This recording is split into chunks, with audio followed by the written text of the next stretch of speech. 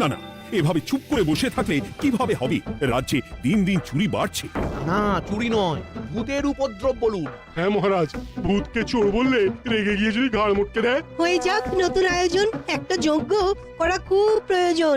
যোগ্য পরে হবে, আগে এই অযোগ্য ভাঁড়ের একটা অনুরোধ যদি একটু রাখেন মহারাজ। তুমি এবার কি চাই? আগে ভোজ খেতে চাই, তবে শুধু আমি নই, রাজ্য শুদ্ধ লোককে ভোজ খাওয়াতে হবে। আমার বাড়ির আবদার পেয়েছো নাকি? জানো না এখন বাজারের কি অবস্থা?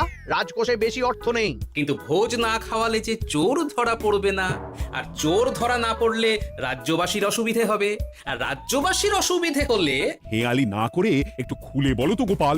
আগে চোর খেতে না পেয়ে দিন দিন রোগা হচ্ছে, চেহারার অবনতি হচ্ছে মহারাজ, ফলে তাকে ধরা প্রায় অসম্ভব হয়ে যাচ্ছে। আজ আমার জানলার গড়াদের ফাঁক দিয়ে বলেছে, কাল যদি কারাগারের গড়াদের ফাঁক দিয়ে পালায়। এ চোর তো ভূতের চেয়েও ভয়ঙ্কর। তবে আর বলছি কি, তাই তো বলছি মহারাজ, আপনি আগামী 5 দিন রাজ্য শুদ্ধ সবাইকে 3 বেলা ভোজ খাওয়ান। আমি নিশ্চিত চোরও লোভে পড়ে ভোজ খেতে আসবে, আর পেট ভরে ভোজ খেলে সে একটু মোটা হবে, তার চেহারার উন্নতি হবে, তখন আমি খপ করে তাকে ধরে ফেলবো। বেশ, রাজবাড়ির ভাড়ার ঘরে যত শস্য আছে সব বার করো, রান্নার ঠাকুরকে রাখো। কাল থেকে রাজবাড়িতে একসঙ্গে 10টা উনুন জ্বলবে। আমি রাজ্যবাসীকে 3 বেলা পেট ভরে খাওয়াবো। এই ফাঁকে কিছু রাজ ভাড়ার থেকে সোজা আমার গুদামে ঢুকিয়ে দেব, তারপর সময় বুঝে চড়া দামে বাজারে বিক্রি করব। কিন্তু চোর ধরতে না পারলে তোমার ঘাটে আর গর্দান থাকবে না গোপাল, এই আমি বলে দিলাম। হ্যাঁ, শোনো শোনো শোনো, আজ থেকে আগামী 5 দিন রাজবাড়িতে 3 বেলা ভোজ খাওয়ানো হবে। সবার নিমন্ত্রণ রইল। শোনো শোনো শোনো।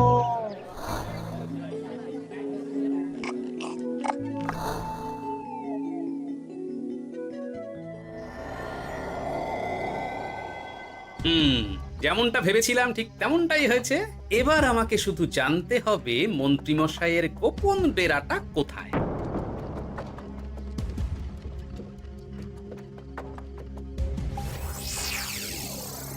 নে, এবার এবার এগুলো ভিতরে রেখে আয়। আগামীকাল কি গোপালের গর্দান যাবে? যাবে যাবে, তখন এই রাজ্যে আমার চালাকি ধরার মতন আর কেউ থাকবে না। এবার থেকে নিশ্চিন্তে থাকা যাবে।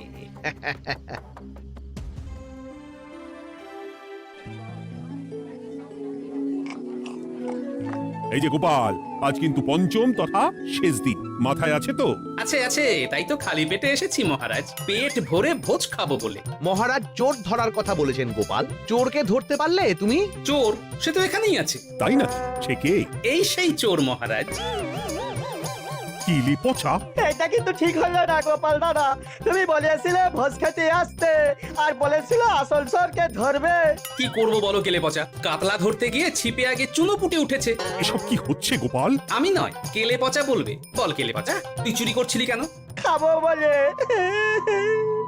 বাজারে জিনিসের যে খুব দাম মহারাজ, এত পয়সা কোথায় যে কিনে খাবো? তাই তো পেট ভরানোর জন্য লোকের বাজারে থলি চুরি করেছিলাম। শুধু কেলে পচা নয় মহারাজ, আমার মতো সকল মধ্যবিত্ত মানুষের একই সমস্যা। বাজারে জিনিসের আগুন ছোঁয়া দাম, কিন্তু কেন এই দাম বাড়লো মহারাজ? কারণ এবছর পর্যাপ্ত পরিমাণ ফসল হয়নি। এটা আপনাকে কে বলেছে মহারাজ? কেন, এসব হিসেব যে রাখে মন্ত্রী। ইয়ে মানে ঠিকই তো বলেছি। তাই নাকি? নিয়ে এসো তো। আমাদের ক্ষমা করে দিন মহারাজ, মন্ত্রীমশাইয়ের বুদ্ধিতে আমরা খাজনার নাম করে চাষিদের থেকে সকল ফসল নিয়ে গুদামে রেখেছিলাম। যাতে বাজারে আগুন ছোঁয়া দাম হলে আমরাও বেশি দামে বাজারে বিক্রি করতে পারি। গেলাম। একজন চুরি করেছে লোভে, অন্যজন করেছে বাঁচার তাগিদে। এবার বলুন কে অপরাধী? মন্ত্রী, তোমার এত লোভ, মন্ত্রীকে ধরে ওই গুদাম ঘরে আটকে রাখো। যখন বাজারে মন্ত্রীর চাহিদা তৈরি হবে তখন বার করবো ওকে। আমাকে ক্ষমা করে দিন মহারাজ, ভুল হয়ে গেছে। গোপাল, তুমি আমার চোখ খুলে দিয়েছো। তোমার মতন একজন সভাসদ পেয়ে আমি সত্যিই ধন্য। আমারে শাস্তি দেবেন মহারাজ? যে রাজার রাজত্বে রাজ্যবাসী পেট চালাতে চুরি ডাকাতি করে, সেই রাজার শাস্তি পাওয়া উচিত। তোমরাই বলো আমাকে, তোমরা কি শাস্তি দেবে? সবার হয়ে আমি বলি মহারাজ, এদের আর কদিন পেট ভরে ভোজ খাওয়ার ব্যবস্থা করে দিন। কিন্তু আমার রাজকোষ যে চিন্তা করবেন না মহারাজ, আমি মন্ত্রীমশাইয়ের গোপন ডেরার সন্ধান জেনে ফেলেছি। ওখানে অনেক অনেক শস্য আছে। সত্যি কপাল করে একটা গোপাল পেয়েছি বটে।